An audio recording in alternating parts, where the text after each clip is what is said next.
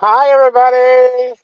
Welcome to today's Big Gay Trucker podcast. I, of course, am Jess Orton, the social media director, and we are running late because of my stupidity. And so I completely have been so used now to being in the Eastern time zone. I'm actually in Central right now, so when I looked at my clock, I was like, oh, wait, I still have an hour. I'm good. So, and then when I get a message from the guest saying, I'm logging on now, and I'm like, wait, why? So, anyway, today we have a guest who's been on the show before as under a different name. And so we are going to talk to her under a professional setting today. Before you have seen her on the show with Mona Lots. God, I forgot her name for a minute. She's going to slap me. Anyway, today we have Large Marge, but her real name is Cassie, so I'm going to bring her on now. And I can't wait for y'all to see what she has on her head. It is absolutely gorgeous. Anyway, I hope y'all enjoy the show today. Hey, Hello. girl! How are you? Absolutely wonderful. How are you today? I am fantastic. This is not my professional look, but it's the look you get for podcasts. I'm telling you, we always get one of those special looks no matter what. Absolutely. So, professionally, you are known as Cassie Eaton, correct? Yes, correct. And I'm a licensed mental health therapist in the state of Ohio, and I am also a certified clinical trauma professional, and I am EMDR certified as well. So And what does that mean exactly?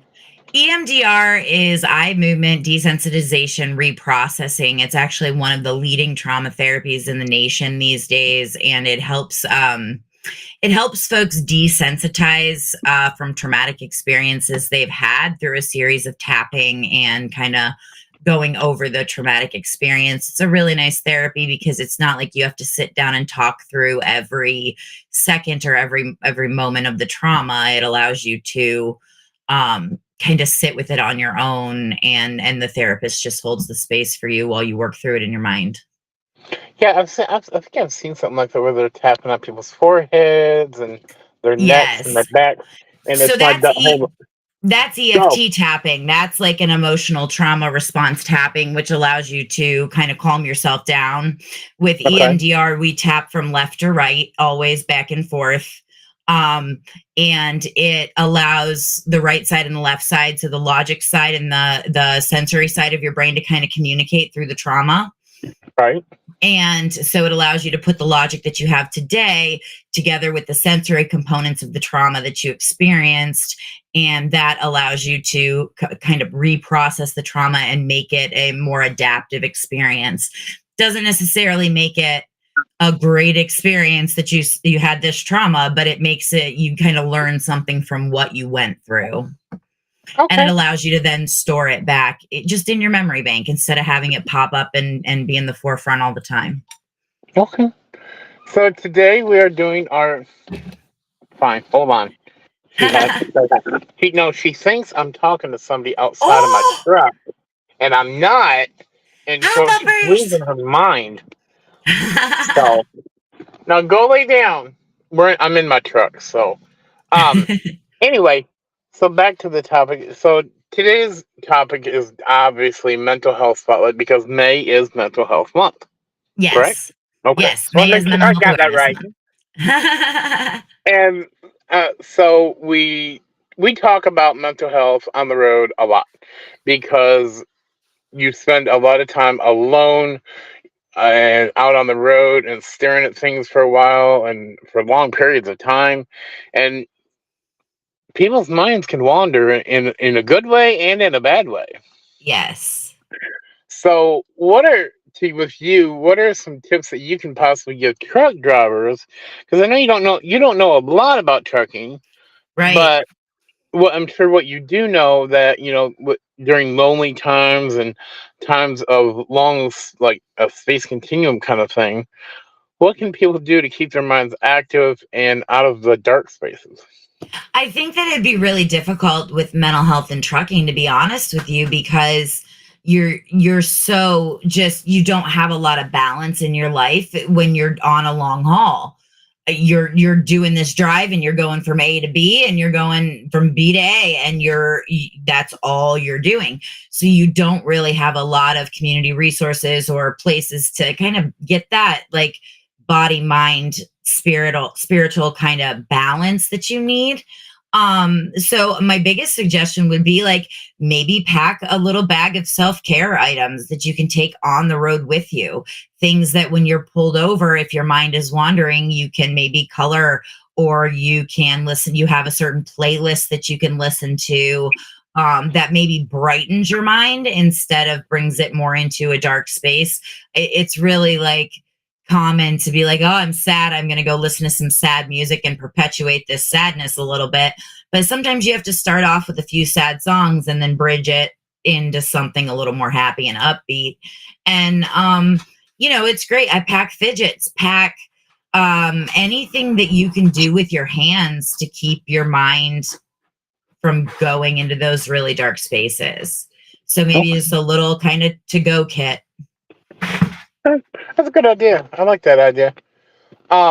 So you deal with a lot of trauma and stuff like that. Have you ever had truck drivers come in that have dealt with maybe trauma on the road or anything?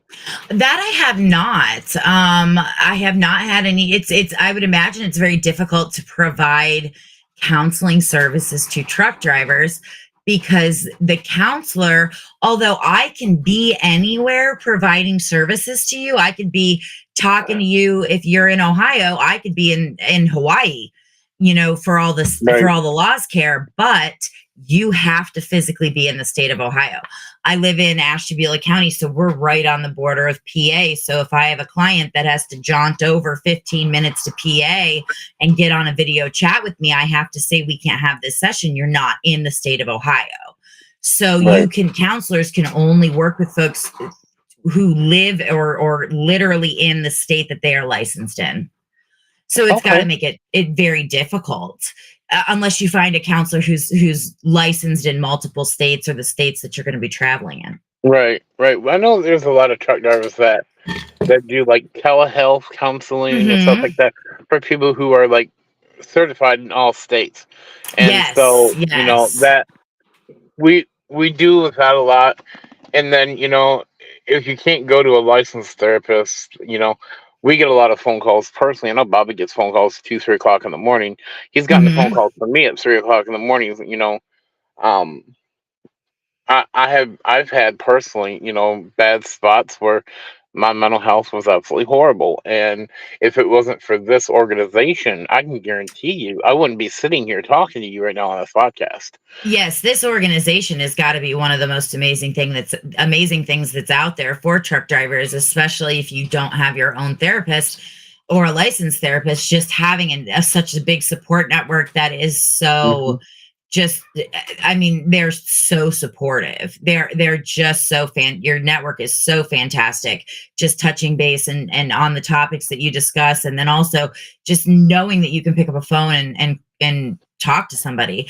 Yeah. The 988 number too, which is the mental health hotline, is also a number you can call if you are in distress or if you're having a mental health moment and you just need to talk to somebody. They're staffed 24 hours a day, 7 days a week. Right. Right. So do you ever deal with 988 or refer anybody there? Or? I mean, I refer a lot of people to 988, especially if they're lacking in supportive people in their lives that they can talk to. Yeah, Hmm. absolutely. So what made you want to get into helping others with their mental state of minds? When so I well when I got out of I went to a very service oriented high school, so let's start there. And in my high school, they really drove home the need to serve your community and serve others and help others. And it became such an important facet in my life, being able to help others. Um, and I did a senior service project at a local domestic violence shelter. And then I went away to college and I did my undergraduate degree in English because I was going to write the world's best novel. because that's when you're I hear that. 19, that's what you want to do. You think you're going to pen Exactly. the next War and Peace. I got an undergraduate degree in English literature and communications, and Okay. then I went back and started working again for this domestic violence shelter that I had done my service project with in high school. But I was a curriculum director, so Okay. I wrote the prevention education curriculums for in the high schools and the elementary schools and the junior highs in the county. Um, and I loved it. I really loved being able to educate other people on domestic violence awareness, sexual assault awareness, and things like that. And then all of a sudden, they were short staffed and they made me go out on this call one night. That was a crisis call for a young client that we hadn't known, but they had been sexually assaulted, and I had to sit through a SANE nurse exam, which is like essentially doing a rape kit in an emergency room. And I had to hold their hand, and I had to be there for them, and I had to get them follow-up resources. And I was like, this is what I need to be doing. This is what my heart is telling me to do. If I could do this for one person, it's great. But if I could do this every day for the rest of my life and just hold your hand after you've experienced something traumatic, it's what I would like to do. And then That's I went on awesome. and got my master's. And you did all that before the age of 23. That is so amazing. I did all of that, yeah, before the age of 23. And then I moved out to Washington State. And I lived in Tacoma, Washington for a little while, for a couple of years. And I managed a couple of group homes out there, and I love that. Group homes are like places where folks with like more chronic, severe mental health issues, like they can live there, and it's like supported housing. So you have Yep. staff either 24 hours a day, or you have staff maybe like 8 or 10 hours a day, and it allows you to be more independent. The goal is to have as much independence as possible. Then I moved to Boston for 5 years, and I ran some group homes there and loved it, Right. and just really enjoyed myself in Boston for 5 years. And then I came back home to Ohio and started my own private practice. Yeah, I did the whole managing group homes as well. Yeah. Down in Mississippi, I managed actually 3 homes at one time, and Wow. so I had about 30 employees under me, maybe. Mm-hmm. And then, of course, I had my boss and then the main boss of that. So, and I would say it was probably the most rewarding job I ever had, Yes. because what people see when they're out in public is not what you get at home. Right. So, the whole thing of, because the problem with society, I think, is that they have this stereotypical thought of Mm-hmm. what someone with a mental illness looks like. And Yes. the problem is that I should say, the reality of it is the fact that every single person you see, whether they look normal or not, probably has a mental illness that you just don't know about. The thing with mental illness is that sometimes you just can't see it. Absolutely. A lot, most of the time you can't see it. And it's really just, it's only classified as mental illness when it becomes these everyday things that everyday people deal with.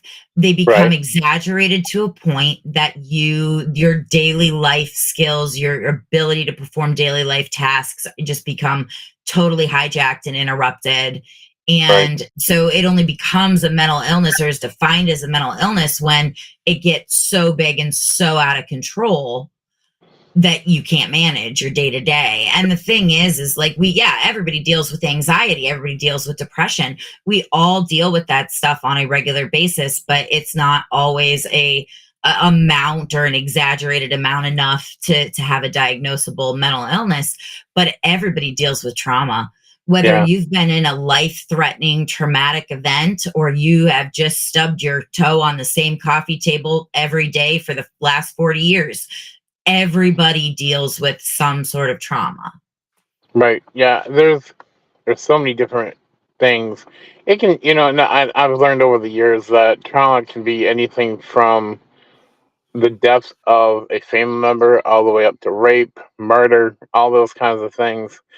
You know, I and I don't mean to turn it back on me kind of thing, but like the one that I remember the one moment, I was raped at the age of 16, and about 6 months afterwards, I blocked it out so much that I couldn't Mhm. remember anything.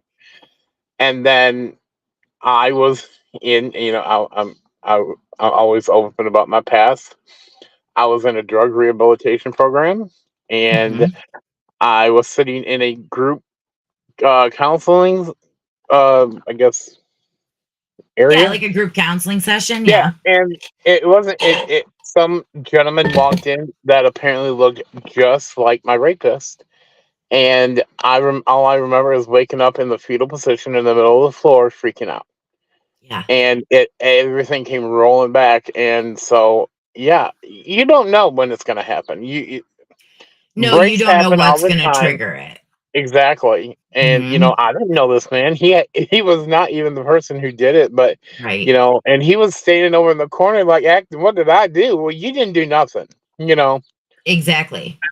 And What kind of sometimes it's that image, and sometimes it's that smell or that tone yeah. of voice, or it is a sound um, that you just heard during that traumatic event that you can hear again. And it is so incredibly triggering for folks. What do you find to be the biggest triggers that set people off into, the episodes that they go into? Oh, by far, Walmart. Really? Walmart. Really?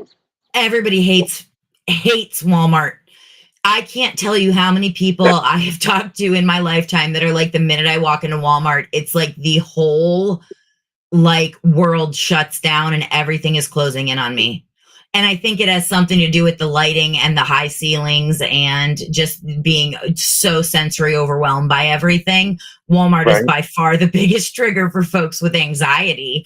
With trauma, it's very different for everybody. With trauma, it's anything that reminds you of what you experienced. They're usually always sensory triggers.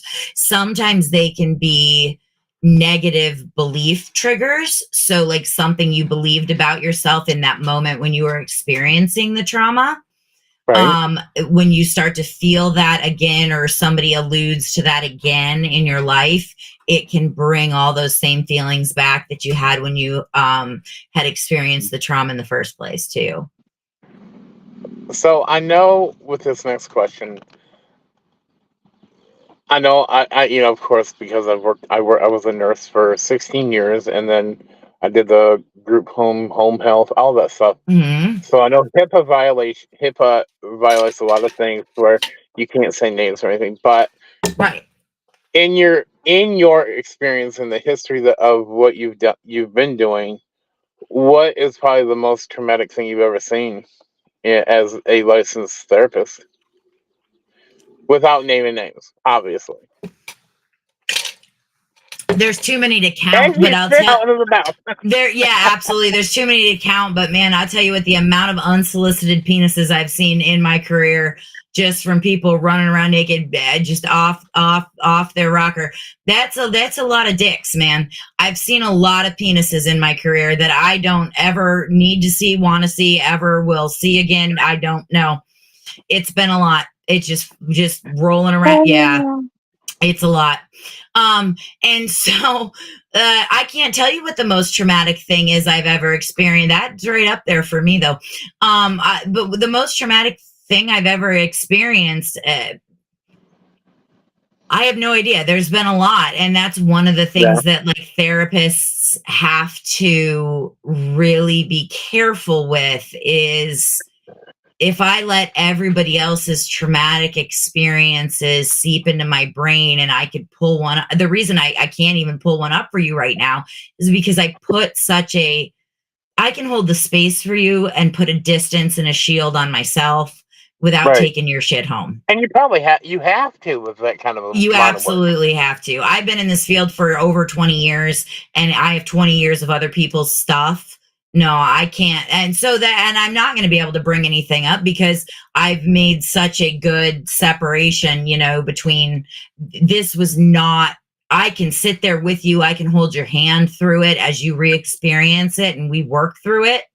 Right. But I'm not taking it home after that hour ends.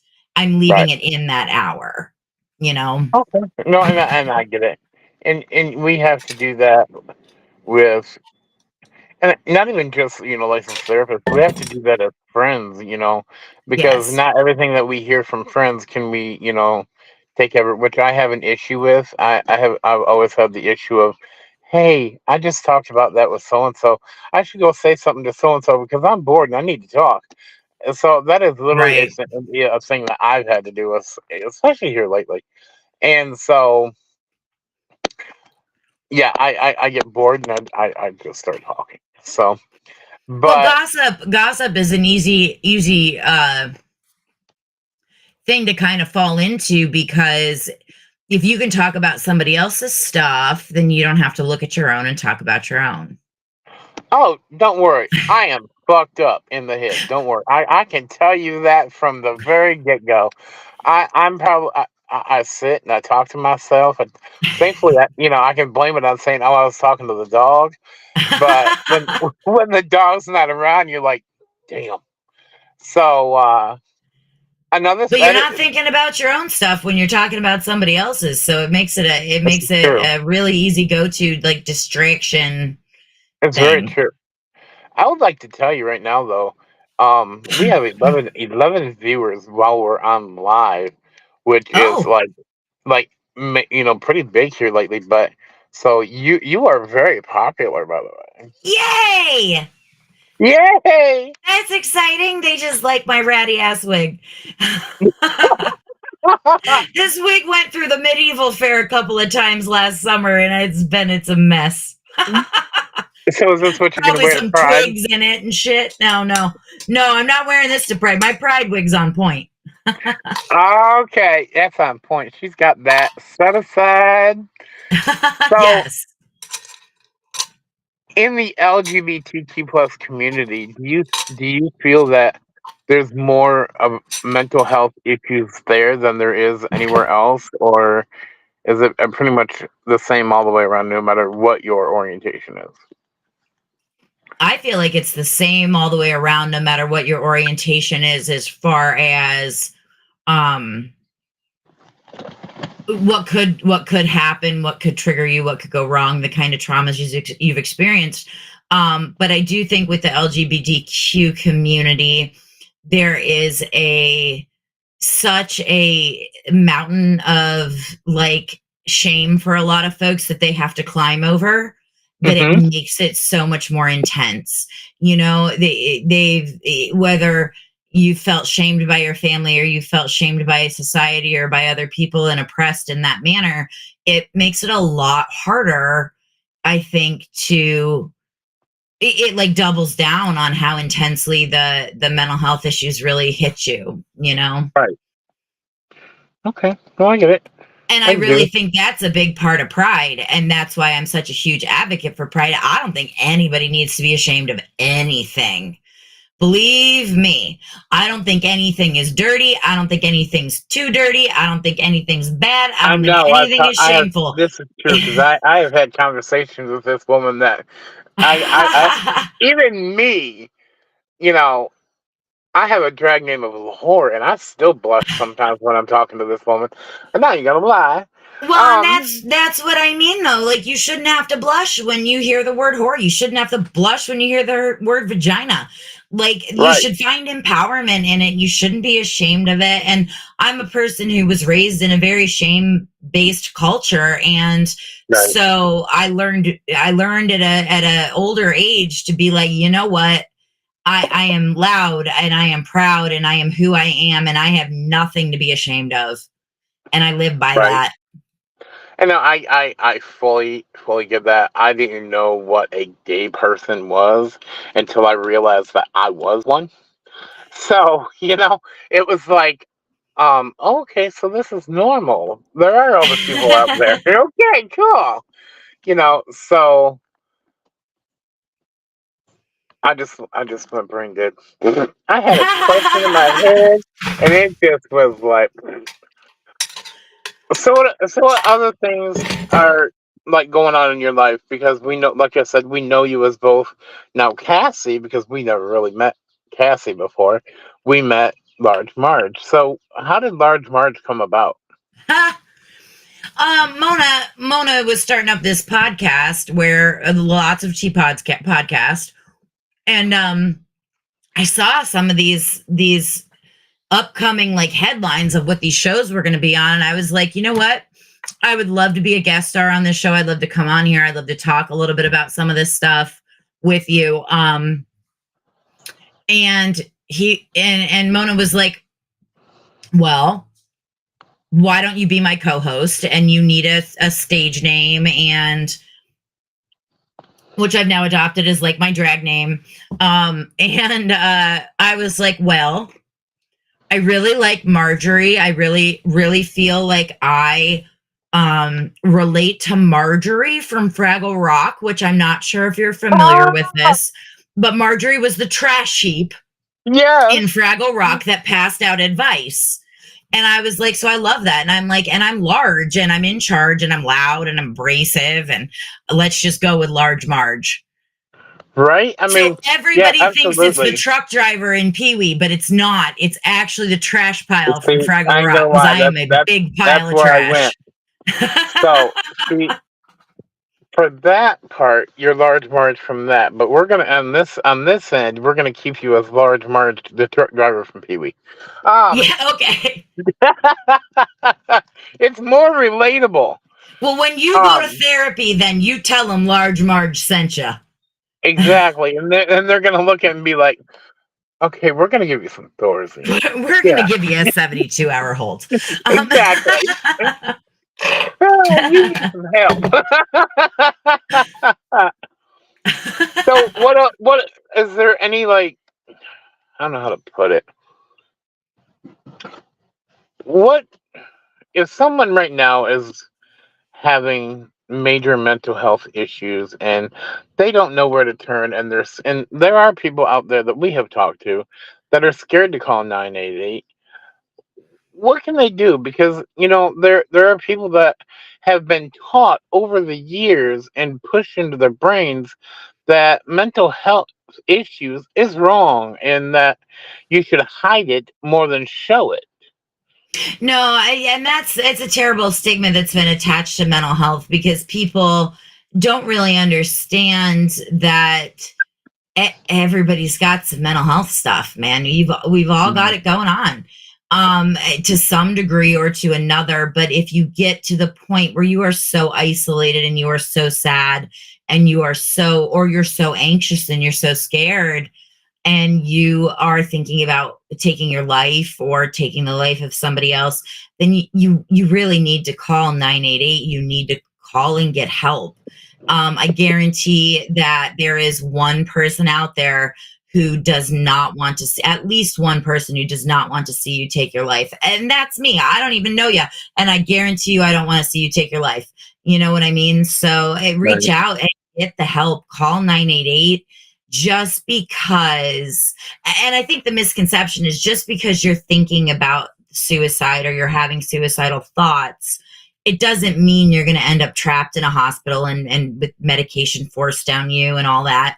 And that's not what mental health is about in this day and age. Mental health is about getting you access to services and getting you the help that you do need, not the help that just contains the problem, Right. So I kind of have a dumb question just from terms that I've heard over the years. Mm-hmm. What is the difference between suicidal thoughts and suicidal ideations? So suicidal thoughts and suicidal ideations are the same Okay. thing.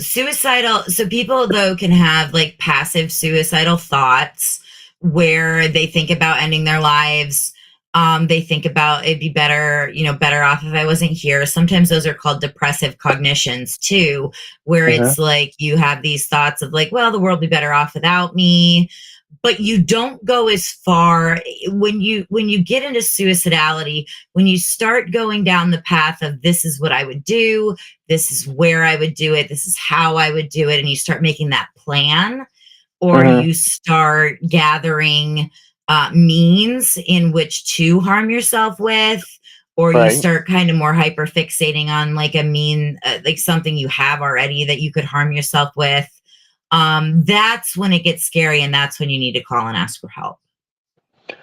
So I know that mental health at a younger age has a lot to do with the hormonal imbalance because things are always changing.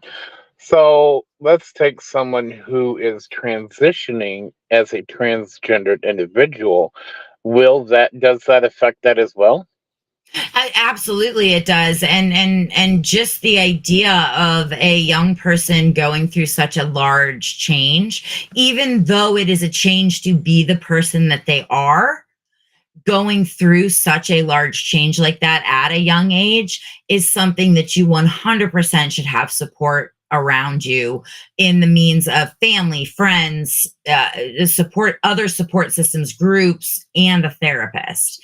Those are all things that you should have in your corner, in your toolbox, you know, to call upon, because a huge transit, changing schools for a teenager is a huge transition, let alone starting hormones and having to kind of allow the world to see who they truly are and changing their identity in that manner.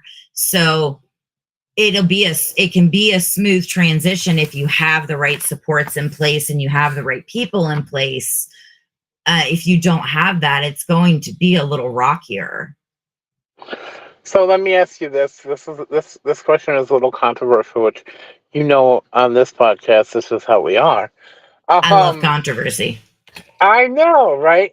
So in your own opinion, not your professional opinion, but because there is a difference. Yeah, Um not really. not Not for she's like, me. not with me, bitch. Right, what you see is what you get. Right. So do you think that children under the age of 18 should be able to transition or not? Absolutely, they should. Absolutely. And why? I guess I would say and why. And why? Um, Mm-hmm. when I was a little girl, and this is a very superficial way to put this, but when I was a little girl, I grew up on a farm. Mm-hmm. I grew up on a There's so right, many things that can be said with that. right, and I was shoved into Oshkosh bagosh overalls every day from when I was born until I was like 8 years old, and I was a chubby kid. And back then in the 80s and the early 90s, you did not have a lot of outfit choices for chubby kids. So I Right. wasn't allowed to be the girl that I really, really, really wanted to be. You know, I wasn't allowed to wear the things I wanted to wear, and I didn't have access to be able to wear the things that I wanted to wear. And I couldn't do all these girly things that I wanted so desperately to do because I'm out there fucking playing with goats. And I hated it. I just wanted to go in the Sorry. house, dress my Barbies in prom dresses, Right. Mm. you know, and I want to dress myself in the frilly, lacy prom poofy dresses too. And I couldn't. And it was not fair because at 2, 3, 4 years old, I knew what I wanted and I Right. wasn't allowed to have it. And I don't think that Right. any person should be forced to wear or do or live especially in a body that they don't feel they belong in. Right. That's a good answer. Um, do you get a lot of, because with you being associated with Pride and so many of the LGBTQ organizations and mm, people in that area, and probably further than that even, do you get a lot of clientele that are LGBTQ and like more than what normal licensed therapists would get in that area? So what's kind of cool about the therapy gig is that you can advertise yourself as an LGBTQ friendly therapist, and I do. So I do get a lot of LGBTQ clients, not more or less than anyone else gets probably in the area, but I do advertise myself as that, as an LGBTQ ally and a friendly therapist. I mean, on the total end, the other end of that spectrum, I get people that don't agree with LGBTQ populations, and I say, I'm a huge supporter. I'm a huge ally. Is that going to bother you if we continue to work together? And if it does, then I say, let me help you find a therapist who's not an LGBTQ ally, and I'm okay with that. Or they are like, nah, it's cool. I like you. We're good, which is usually what Right. I get. Right. Yeah, because to me, I would say, I don't care if you're an ally or not. I'm here for help, and that's. And The if they thing is do have an you got issue with you got that, to then mesh with your therapist though. You've got true. the biggest part of therapy is being able to be comfortable with your therapist. Yeah. You don't have to align, and you shouldn't even know your therapist's political views or anything like Exactly. that. Like, it's not your business to know your therapist's stuff. And they Right. should be able to walk in with a non-biased, non-judgmental attitude towards whatever the client brings to the table. But I do, because I do have this outward persona of Large Marge, and I am well known in the community as an LGBTQ ally. I think it's only fair that I present that, to folks and towards the Right. beginning, you know. And just so the people who are watching, by the way, you're up to 21. Um, for those who are watching, understand I am on my phone today, so I don't have the ability to see your comments. If you are commenting and we're Oh, not, I can't see comments either. yeah. So if you are asking questions of any kind, unfortunately, me or Cassie are not able to see your comments. And so I've been literally over here playing around trying to figure out if how I can see them. Unfortunately, I can't. I've not figured it out yet. And yet they have made me a social media director for the last 2.5 years. That's okay. You get it. You be fine. You be fine. We'll see them later. We'll see the comments Right. later, and maybe I go Exactly. in and fill in We some will things. answer questions if we have to later. That is perfectly fine. And so look, in the time we were talking about that, we've gained another person up here. Oh my gosh, that's You were exciting. you were like one of the most popular guests on the live part that we've had. So Oh my. I'm Hopefully, it's telling not you. the Ohio Board of Counselors and Social Workers watching this. Don't worry. I think about that when I'm like, oh, I hope my employer's not watching because now they know Right, it right, real quick. right. So anybody who wants to come see you, if they wanted to come see you, they live in Ohio. What what do they need to know? um, that I'm not taking any new patients right now because I'm so full, and I'm usually always full. But if they want to be added to a wait list, they can. All they need to do is get online and kind of Google me and get my information, and there I am. I don't have a website. I don't do anything like that. Um, However, if you are looking for a therapist, no matter what area you're in, Psychology Today has a wonderful resource called Therapist Finder, and it's on www.psychologytoday.com. And you can literally type in the area that you're in. It will bring up all these counselors with their picture and their little bios and what insurances they take or how much their sessions cost with cash. And then you can filter it out and say, I want an LGBTQ friendly therapist, or I just want a dude therapist, or I just want a female therapist, or maybe I want a therapist that is LGBTQ friendly, but very religiously oriented. So you can kind of filter down what you're looking for Hmm. on that. And so Therapy Finder is a fantastic resource for looking That's for a awesome. therapist. Yes. I always say it's like online dating for a therapist. You don't get to swipe left or right, so Right? it's not Oh my really God, as fun, they but you should get to do that. scroll. They really should. Oh my gosh, that's what they, it puts down their traits, what they believe in, and be like, no, bitch, Right. not you. Yes, I'll go see you. Yeah, Well, and that's yeah. exactly what Therapist Finder does. It's just in more of a kind of It's scroll the more of a page. professional setting. Yes, yes. So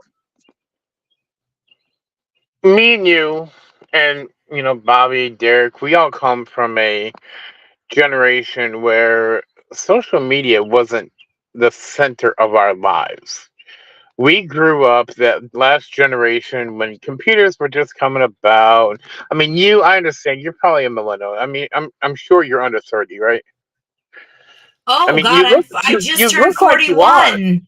I just You're, turned you're not. I 41. I was trying to go with 38 or something. Come on now.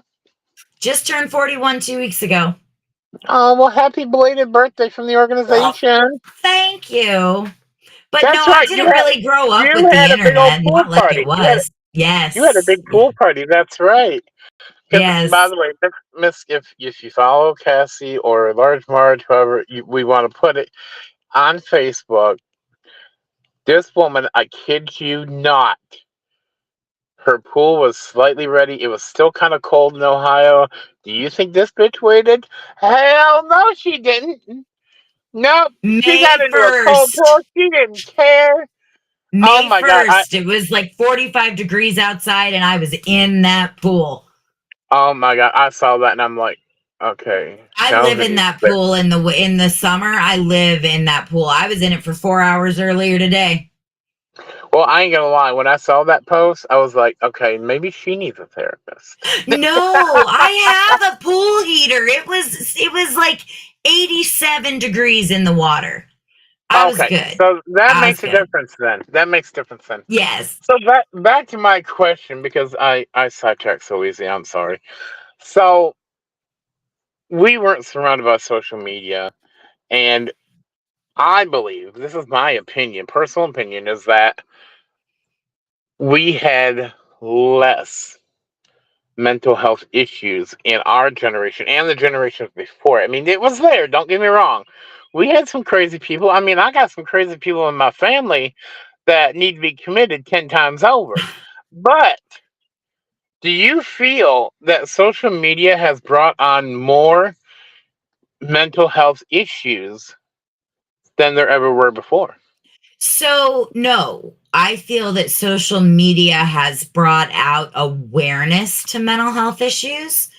I feel social media has made it so it doesn't have to have such a terrible stigma attached to it. I feel like social media is just a good platform to as a support network for some folks. What I do think social media has brought out is more trauma based because of the bullying. Because I Yeah, think social cyberbullying. media has brought out so much bullying and self comparison of to other people, and you're seeing 1/8 of their you see me in my pool and I'm and it's a cold day and I'm happy and I'm in this pool and I must it must look like a I'm just living the life, and you didn't see the 18 hours of yard work I did, but the Right, 3 days before that trying to get ready to get in the pool and why, so you're seeing just a small snippet and then we're sitting there like comparing our lives to right. what this small selective snippet of what we get to see of other people's lives. And I really think that we bully ourselves. And then on top of that, you've got just a ton of bullying on the internet and just people trying to shame other people, and it's a who can force the other person back into their hole harder and with a bigger stick. And so I don't think it's brought out more mental illness. I think it has brought out more bullying, but also more awareness to mental illness and more normalization of it, really. It doesn't work either. Sorry. I'm over here playing, still trying to find comments. Um, it's not working too well. So I'm just, I fully understand that, therapy is a big thing, especially in trucking because we see things, we deal with things that not a lot of people would be able to deal with. I Yes. mean, some of the accidents that we see out on the interstates, like there was like, okay, one night last week, Bobby came on upon, you know, someone who was already dead in the road, a motorcycle accident. And then Uh, you got Derek, who is an EMT, is majorly, medically certified and all that stuff. And he once again, same different the next night in a different area of the country, same exact thing. oh my You know, gosh. the things that we see that can cause trauma in your brain Yes, because absolutely. you may not even know the person, you may not know the whole situation of how it happened, but you're driving past it and you're seeing the blood and the guts and the decapitations, everything. It does happen. I mean, Well, it wasn't. and it's still traumatic because you then put a narrative to it. You then kind of create what you think may have happened based Mhm, on what you've already been through or seen in your life previously. You right. kind of create your own narrative to it, and it does create a traumatic event, a traumatic story for you. You know, Yes. you're also looking at the number one diagnostic criteria of PTSD is that you're witnessing the life of someone else be Mhm, threatened or ended. right. And I know, like, there's two that I'd like, literally every driver, I don't care who you are, if you've seen an accident that was horrible and horrific enough, they can tell you exactly where they were, what time of day it was, everything else like that. There are two that in my brain I can tell you exactly. The one was in Dallas, Texas, going up underneath the George Bush freeway, and it was pouring down rain. And I looked over in my mirror, and the little old lady that was driving the car, who was driving like 20 miles an hour because it was raining so hard, and I look in my mirror, and all I see is a car, four cars behind me, pop over into her lane, and is doing about 90 miles an hour. The last thing I'd seen in my mirror was headlights, and Oh my so gosh. it's one of those things I couldn't tell you what happened afterwards because going. Hmm. And but at the same time, You can't the get it other off one that I can replay tell in you, your head. no, Yeah. you sit and you wonder what happened. Did they die? Did they live? Different things like that. And these things, I'm not saying it was a traumatic thing for me, but it's still something you see and you wonder about. This But was it is a literally traumatic thing. this was literally 4.5 years ago. And I still think about it. Like, I still have dreams about it and everything. And And I then, think in part there's a lot of unknown to it because you don't know what happened in the end. right, right, Rewrite the exactly. story. You've got to rewrite the ending in your Yes, head. exactly. And then the other one that I remember is coming up on I-70 and coming up to a Ford Expedition. It was light blue, and I think I remember this because I had a friend around that time who had a light blue Ford Expedition. Uh-huh. Um, Obviously, it wasn't them, but still, it those things, just stay in your mind.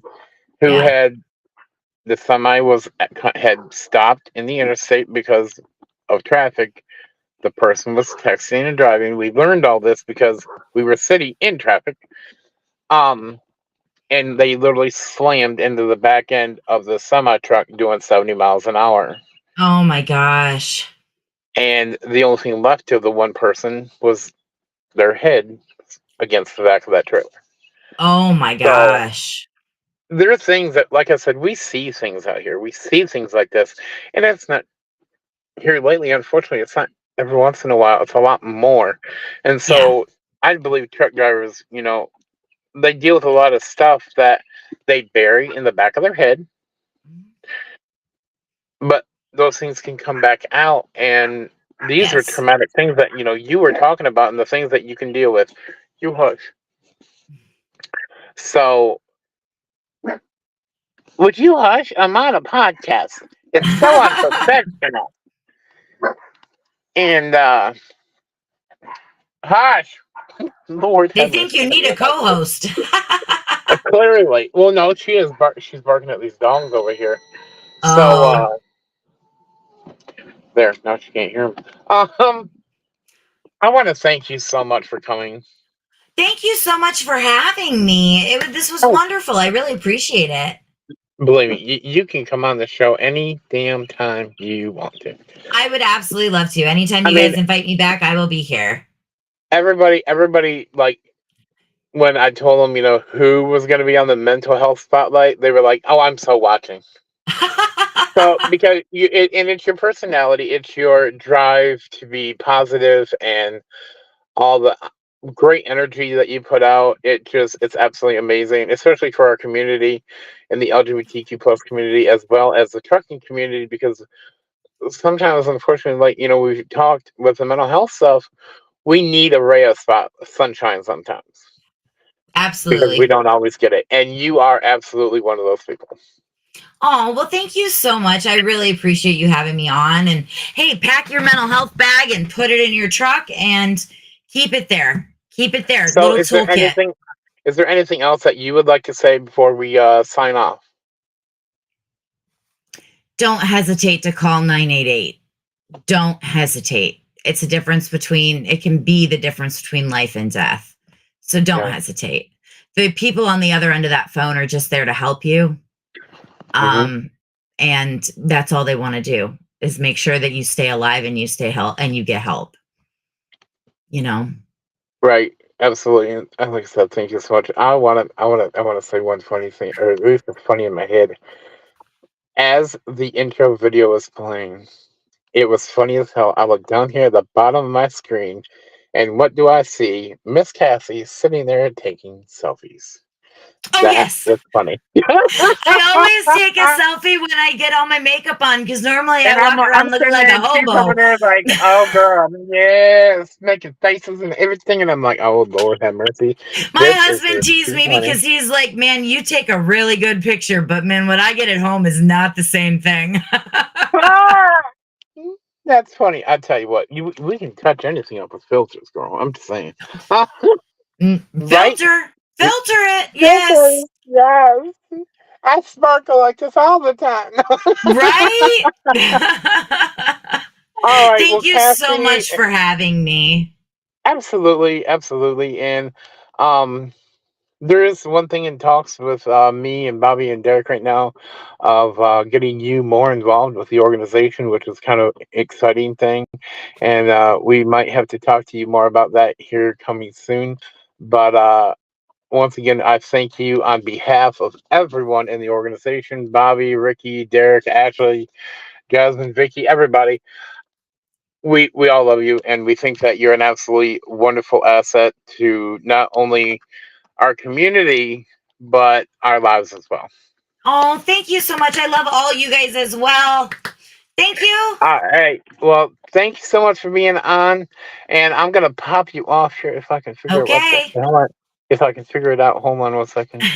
There we go. See, I found the screen once again. 2.5 years of social media director. And, I don't know. I don't know where. Bobby is just out of his mind. But I anyway, can hit the leave button. You're okay. nope. I got a button for that. Whoa. All right. Have a good Absolutely. night. All right. Bye. You too. Thanks. All right, everybody. So that was our show today for the Mental Health Spotlight. Remember, 988 is there. It is not to hinder any, it is to help you. They will help you find a therapist, I do believe, if you need it. If not, and you just don't want to open up to a therapist, that is perfectly fine. Make sure you get a good support system. We are here to help you any time of day. It doesn't matter if it's 5 o'clock in the afternoon, like it is now, or if it's 2, 3 o'clock in the morning. Our numbers are all over this page.